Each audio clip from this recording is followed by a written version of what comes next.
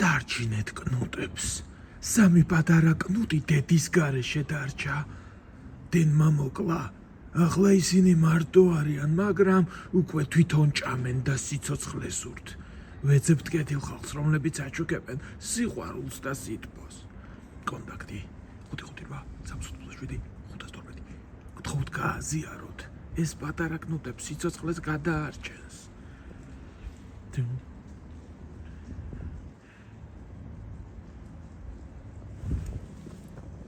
Their mom, she was electrocuted. They are now alone, but already on their own and want to leave. We are looking for kind people who are ready